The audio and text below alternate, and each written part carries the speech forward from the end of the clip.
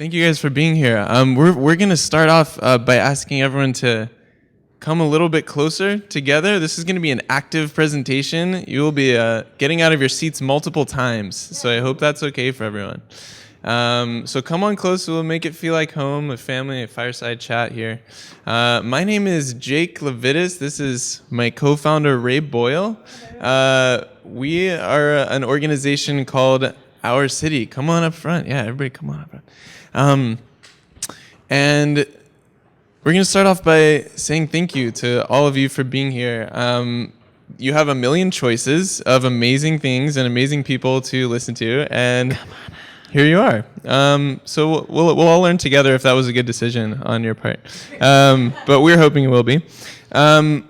So let's go this way. So we're going to give you a quick overview of the next hour of your lives. The program here is going to begin with learning what we are about and why we do what we actually do, how we do it, who we do it with, and why we think it's important to be doing this work now. Secondly, we're all going to get up and leave this room and walk about, I don't know if it was a city, like about half a block down the hallway to the tech fair. So this is going to be a field trip, actually, as we get, like we said, an active presentation. And we're going to see some work from some amazing local designers here in Oakland that are part of this summit. For the first time, built environment installations being involved directly with the summit, which is very exciting for us. And then we're going to talk about a little bit where we're headed as an organization. But I wanted to start off with a story which is about the difference between civic technology and civic innovation. And this, at the risk of becoming a little bit academic, 5 years ago at the first Code for America Summit, I'm an old timer, I guess, by relative terms here. It was amazing. There was about 150 people there. It was a really small venue, and it's been amazing to see how this community has grown. And there was this panel with some amazing civic technology leaders, and they were talking about innovation and in government and all of these things that hadn't been really explored yet. And so I asked at the end of the panel, I raised my hand, I was like this, young little naive, excited person. I said, what do you think is the difference between civic technology and civic innovation? And everyone looked at me like I was a little bit crazy. But I felt like there was a difference, and I felt like that those two words had been conflated a lot, where you hear a lot about civic technology and innovation, and they're the same thing. But actually, I think they're very different things. Innovation is a process. Technology is really a tool, and it can be part of that process. And so that brings us here to today, which is, how does a cardboard, modular, vertical garden, information kiosk oasis end up in the middle of a tech conference about reforming the way that governments operate and use technology?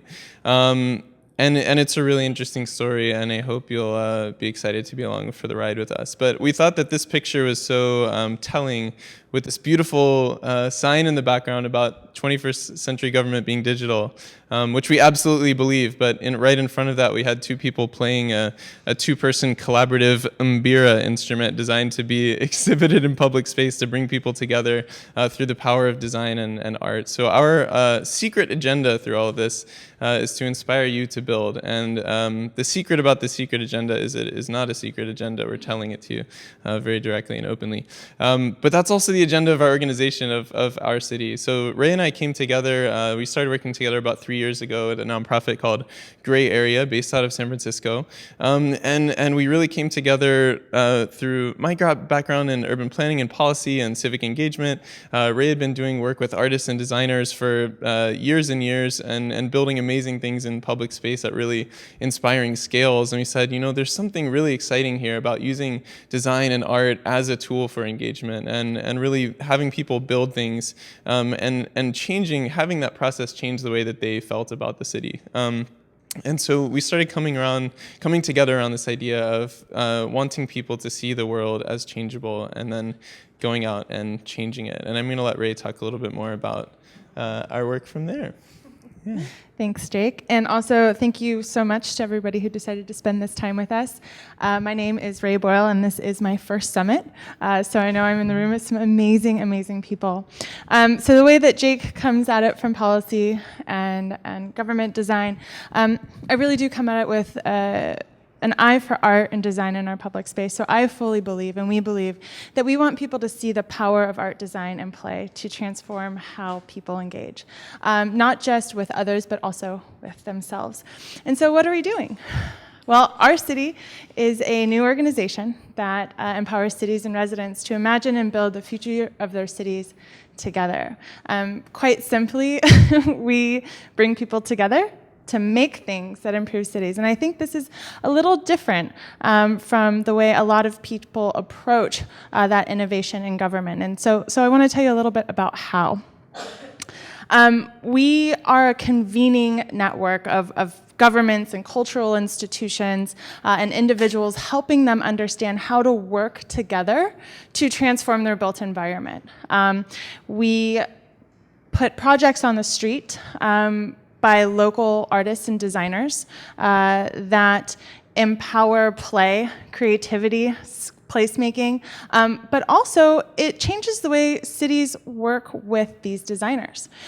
So Street Stage, for example, is a really interesting modular stage that was adopted by a couple of different places in the city of San Francisco, a couple of agencies, and then deployed around the city. It gives artists an opportunity to stand on a stage and actually have a platform for their creativity. The Pea Planter is another one of these examples, tried and tested in now 4 very different environments, most recently at Symbiosis Festival, but also in the Tenderloin. This is an interesting biofiltration public urinal that uses the urine to feed plants, and it addresses really interesting issues in the city, right? Another one is shared cinema. How do we create spaces? This was down on Minna, right, or Tahama? In San Francisco. This area of town, if you've been over there by the 5M project, those alleys are a little bit sketchy at night. They're not the most comfortable places to walk. So this was a project that addressed not only the safety of our environment, but a way to transform that space into a place where people can connect and enjoy and have a great time. One of my personally favorite projects is Highlights. This is using our existing built environment and taking a 3D projection mapping. They went over this beautiful, beautiful mural and brought it to life. So it traces this great piece of art and infrastructure in our alleys, brings the piece alive for modern day audiences, and actually makes you feel great inside. So in addition to these sorts of projects, we do fairs and festivals. So we recently got back from Raleigh, North Carolina, Jake's hometown, where we worked with Hopscotch Design Festival, again, to bring the physical built element to the conversations around design and innovation. A lot of people are in these things and they're talking about the newest software to use or the newest code, and then you give them a hammer and they're like, wait, that's cool too. So that's really fun. And then another thing that we're really excited about doing right now are our workshops. And so the workshops are interesting because they convene the leadership in cities to get them to understand that their cities can be much more readily improved by the voices of the native creatives that inhabit them. It's not just about architects, designers, and planners coming in being very prescriptive about what the city should or could look like, but we firmly believe that the people who live in those cities actually have a pretty decent idea of what they need to do to solve those problems. So if we can put them in a room together, some native creatives, some policy pioneers, and say, let's build together, and more importantly, let's learn by building. I mean, we all have that experience, so what's a better way to test a new skill than to try it out with something that really makes sense? So who are these people that we're talking about? What is that leadership? Well, Jake and I have had the opportunity to work on a lot of really big projects together, often behind the scenes, and building the model out to bring it to cities around the world. I've worked with the PDX Bridge Festival, which was a 2-week-long festival that took over all of the city bridges in Portland. So you can imagine the amount of coordination that it takes to take over city infrastructure. Jake's done a lot of work with the Living Innovation Zones. We both worked on the very first Urban Prototyping Festival together in 2012, and then also the Market Street Prototyping Festival in 2011. And then I'm really a big fan of large-scale installations that sort of get people to stop and say, wow. And the work that we're doing today with these folks gets people to stop and say, how? How does this work transform my city? So we work with my favorite Native creatives, our cultural catalysts, our cultural institutions, arts organizations who really have the capacity and the breadth to reach out to those communities. Our policy pioneers, many of whom are with us here at this amazing conference, who are willing to see their cities in a brand new light with a brand new vision. And then our conscious companies, the ones who believe that there's a better future out there and they want to support it. So we've worked with a few people in the past, and we're really looking forward to what's coming up in the future. And I'd like to turn it over to Jake to talk about why now. Thank you. So for now, we're done talking about ourselves. And now we can talk about the system. The system. A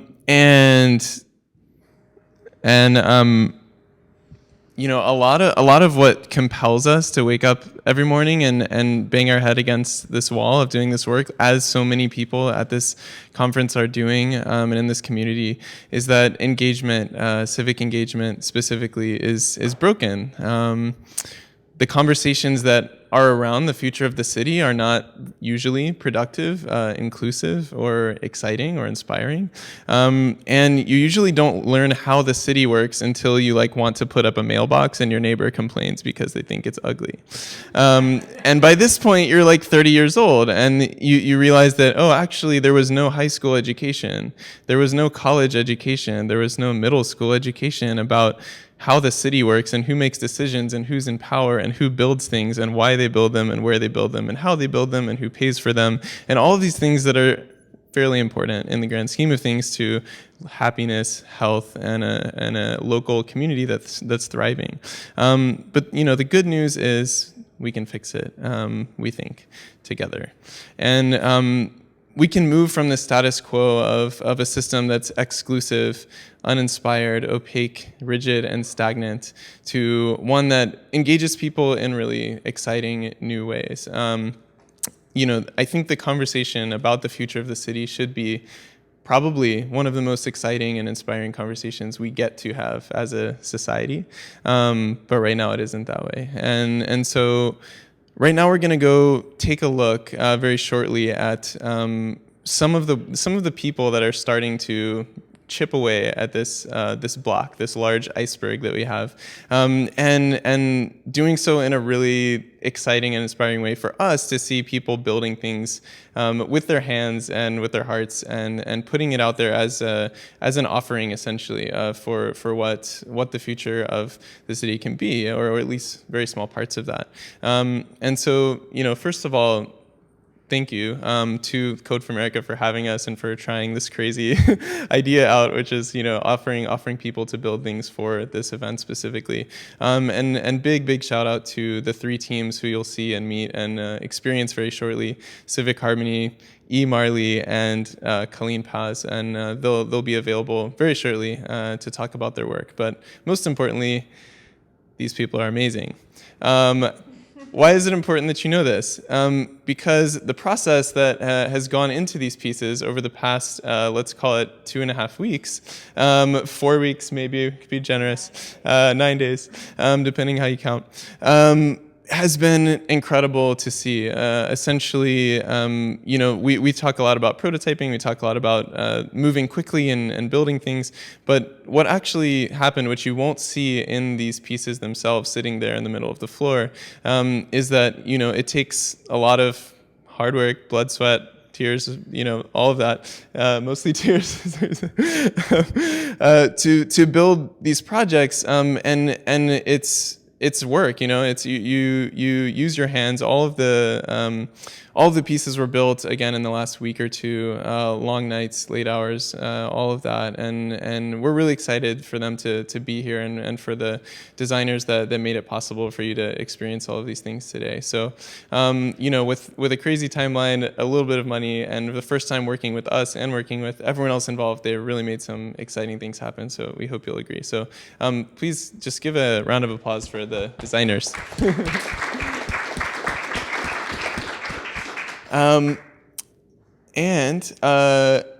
Now, we warned you that it was going to be an active presentation. I'm going to turn it over to Ray to lead this active part. Yes, but wait. No, yes, and wait for a second. So one of my favorite parts is obviously giving an opportunity for the artist to speak. We are container holders, providers, space makers. But theirs are the projects that really are transforming our streets and our hearts and our minds and our abilities. So we're going to go check those out.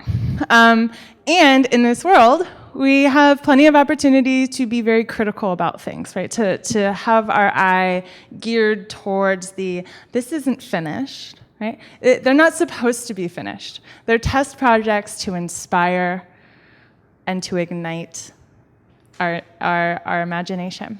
So what I'm asking all of us to do, and it's a very, very fun project, are any of you familiar with the idea of yes and? What yes and is? Yeah, can I see yes and? Okay, great. So for those of you who aren't, you recognize the situation, and you accept what's in front of you, you say yes, and you play off of that. So with that lens, we're going to go into meeting our artists, and what I would ask is that each artist will have an opportunity, or each designer will have an opportunity to tell you about their project, how it scales, what the implications are, and why it's so cool. And then we're going to offer everybody a chance to play the yes and game with them. So how do you see this scaling? What are some of your ideas that you can add to it that get you excited? And so you'll start by saying, yes, I love this. And what does it look like if you add this? Or can it do this? Or have you thought about this? Is everybody on board?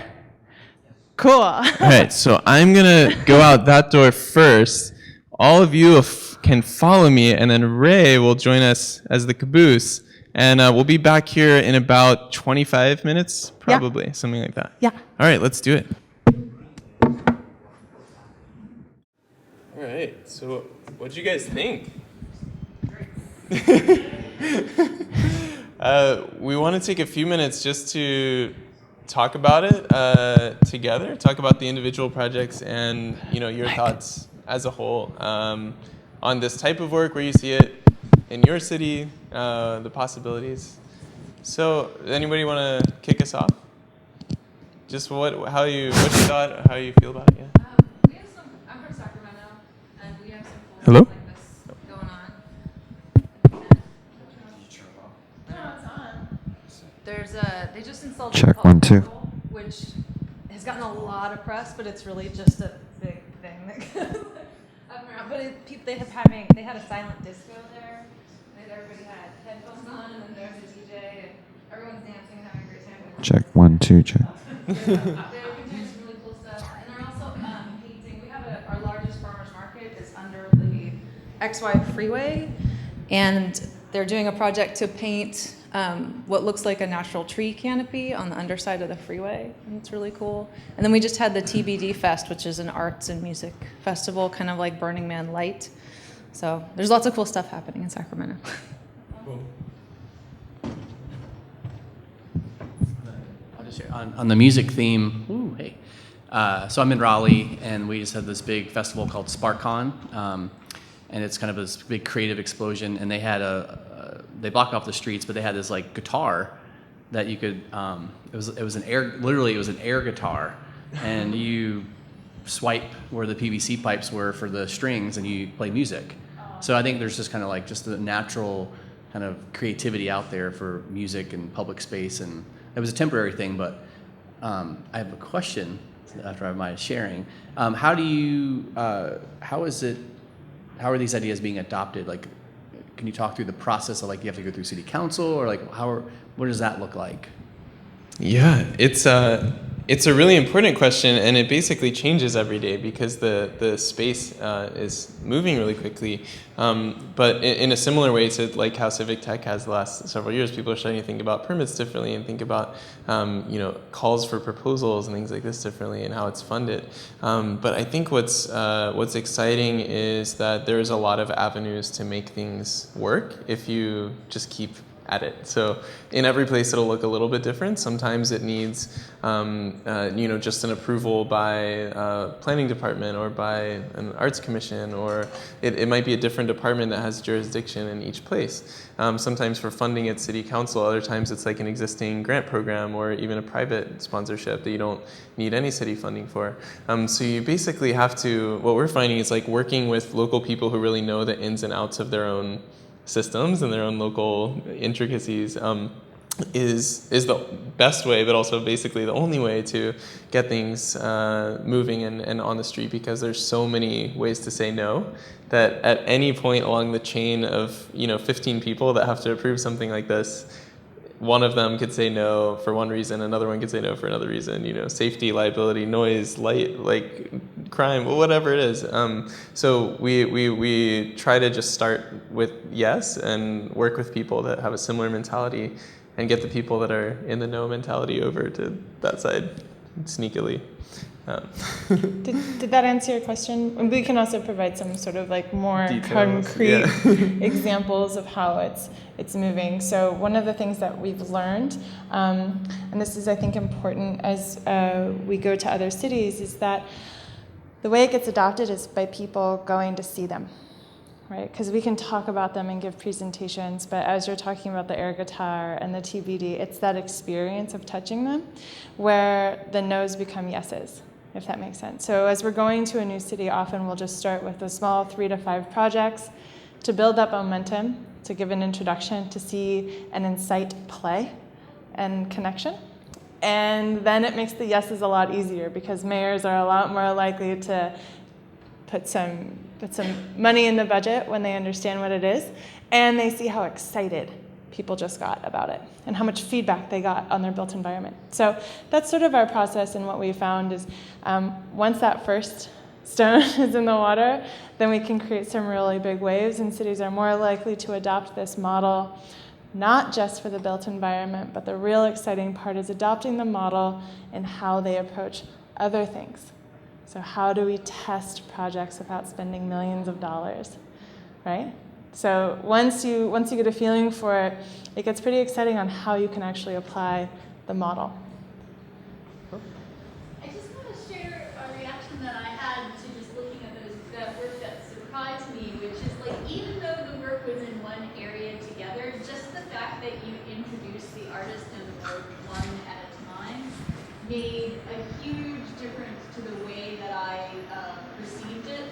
I feel like typically I see these in a festival context where you're kind of looking at one after the other, and it takes on this feeling of a juried exhibition. But like when you have just one work that is kind of spatially apart and conceptually apart from the other things, I think that there's kind of, you can make time and space for that work and its context to interact and for people to develop an attachment to it or opinions about it. So I would just kind of urge you to kind of consider one-offs, even when that's not often the most efficient way to bring this concept to a city. Yeah, that's great. Thanks.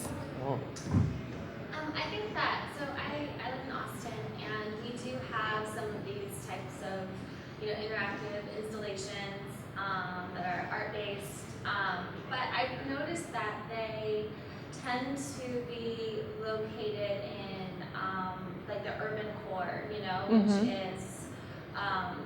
it in some of the communities that are underserved, where I think that it would have like such a great influence.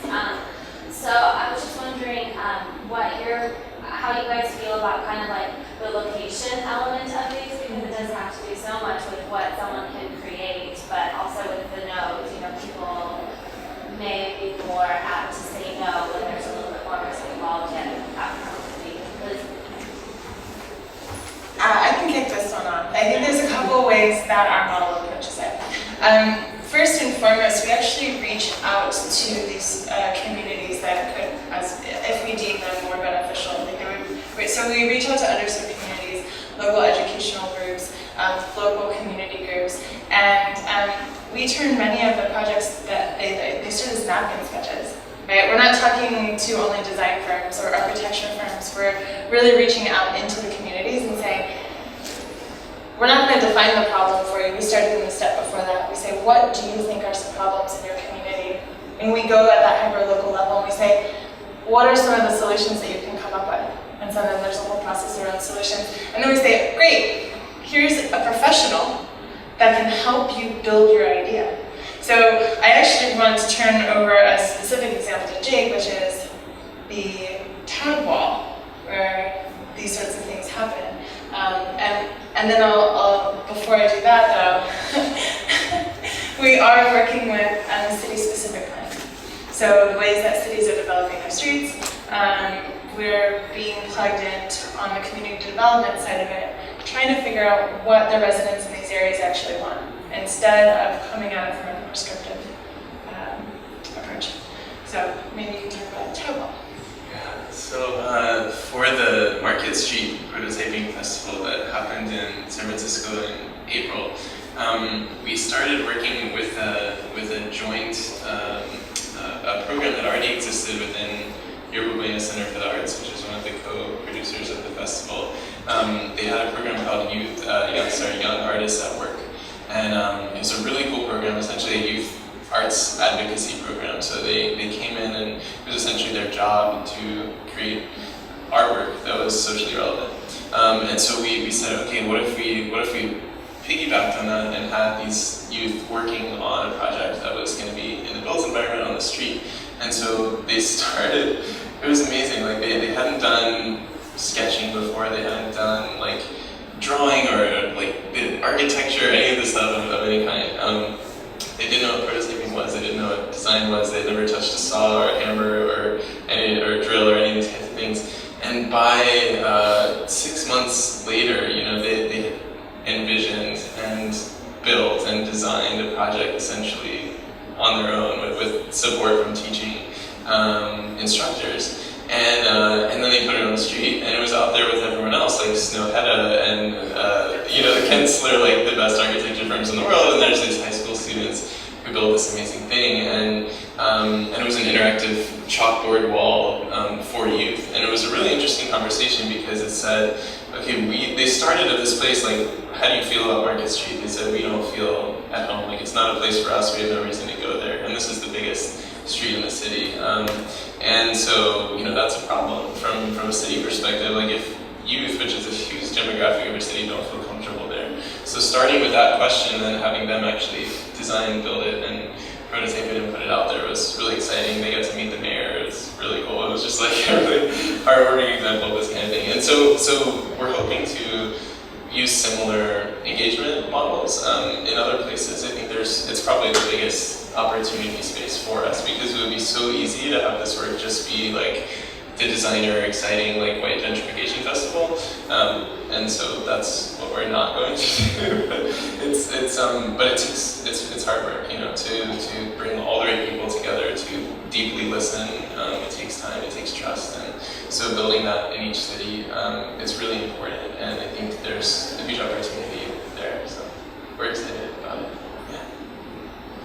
Sorry, just one more thing. So just listening to you talk, I was thinking about like a somewhat related engagement model. I think that Friends of the Urban Forest could be an interesting model for what you do in the sense that, trees are placed in consultation and collaboration with people who live and work around the trees, and then those people then have a duty of conservatorship and custodianship and living with the piece that, like, I think that some people will be interested in generating the piece, and there are some people who will be interested in being its custodians. I love that. It's like adopt a highway for two-person Umbira instruments. We need that. Okay. Any other questions, thoughts? What kind of budgets are you talking about? Like, do you compensate the artists? Yes, we do. It's the most exciting thing about what we do, at least for me, is so often, I'm sure it happens also in the technology world. I'm not the one to talk to about technology, but I am the one to talk to about artists and designers. And so often artists and designers, or even our work, is viewed through this lens of, oh, you're just putting out a public art project. You're just doing this thing, right? It's just something that I'm supposed to look at. But that's not what we're doing. We are putting out new bus stops, right? New kiosks, new safety lighting, new ways of engaging community through public design.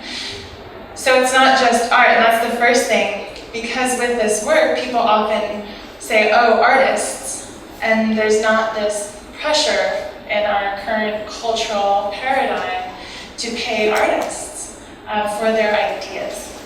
And so that's what we are fundamentally, powerfully committed to, is paying artists for their ideas.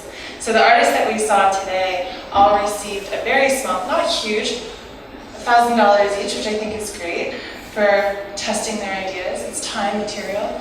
Our goal is that we can grow all of our festivals and fairs so that we're giving $5,000 to each artist team to just test their ideas.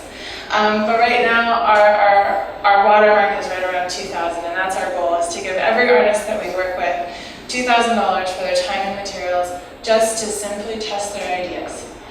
So we're really adamant about not asking for finished products, because a part of this process is community engagement. It's that feedback piece. It's getting ideas from the community and not being prescriptive. So we're really opening it up and saying, we value you, we value your ideas, and we think it's worth paying for. To that, and what's the financial model of your organization? Are you a non-profit or?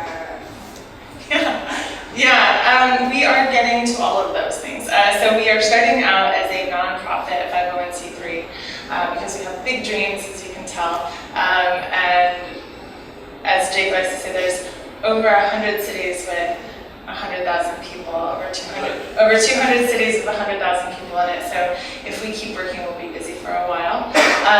And so we're starting out as a nonprofit. We'd like to grow with chapters and libraries and a whole host of ways to engage. But also because we're a convener, we're not interested in necessarily owning intellectual property around this. This is not the way you build movements, is by taking ownership. But what we do want to do is establish leadership and be the people that you come to when you're trying to navigate a policy that's keeping you from transforming your street. And that's where we get to grow. We will also be having a business element of it, because there are some projects that make sense for that. So, any other questions or comments? Yeah. What happened to the project's post-exercise? Sure. That, very similar to one of our previous answers, differs depending, right? So for CFA, we're actually working with the city of Oakland right now on hammering down some dates for our very own public design fair in Franco Gawa Plaza. And as long as we continue to raise money for this event, then we'll have the opportunity to actually sort of bring these projects from Code for America into the Oakland Public Design Festival, give them a little bit more of a stipend to flesh out their project a little bit more, and have a human scale version that we can test out in the public environment. So that would be the way these funds come from. I invite you to look up the Market Street Prototyping Festival, because that gives you an example of this amazing scale that it can go to, where it's adopted by city agencies and nonprofits, and it becomes a part of the fabric of the city. So lots of different, a whole range of opportunities. There are purpose elements to the designs, like our own design, final designs, open source. I don't know if they're not final, but the design is open source. They have builds. Yeah, so it's super flexible. So it's like it's a spectrum from open source to closed source, right? As you well know, and so everyone can choose their license essentially. Like, do you want to be able to be commissioned for this? Do you want other people to be able to be commissioned for building essentially the same thing or a version of it? Do you want people to be able to remix it? Which is something we're really excited about, taking an idea that started here and doing it differently in Chicago, or adapting it locally to different places. So that's a big growth area for us, I think, and we just leave it up to the designers to choose. So it's wherever they want to be. We just ask that they're essentially they essentially license the project to us for the duration of any event that they're a part of, and then we help facilitate that with other events as well. So, yeah, cool. So to see the full details of all of these projects, you can go to ourcity.is/CFA. And ourcity.is, you can see all of our previous projects and other projects that have been built in other cities. Where we're headed, we've already talked about some a little bit, but we found that the best metaphor for this is actually the pot metaphor, which is, people start with something that's fun and engaging and easily accessible, and you can touch it and you can feel it, but that becomes the gateway drug to those bigger issues that we talked about before, which is, how is the city built, who runs it, and thinking about engagement in a new way. And so taking that further, we can go both broader to many different places, and we can also go deeper within each place. How long do these things last? How can they be maintained more permanently? And what does this look like as part of the city's process in many places? And so with that, thank you so much. I have to send a special thank you to Carla, who is right over there. She's going to be really sad that I'm calling her out. But Carla designed our amazing logo, which is here. And we're really grateful for her. Carla's an amazing designer and friend. And I want to say a special thank you, so thank you, Carla. And thank all of you for being here. Please check us out online, tweet us, all those things. But we really appreciate your time, and let us know any questions and if you want to collaborate in your city. So thank you. Thanks so much, guys.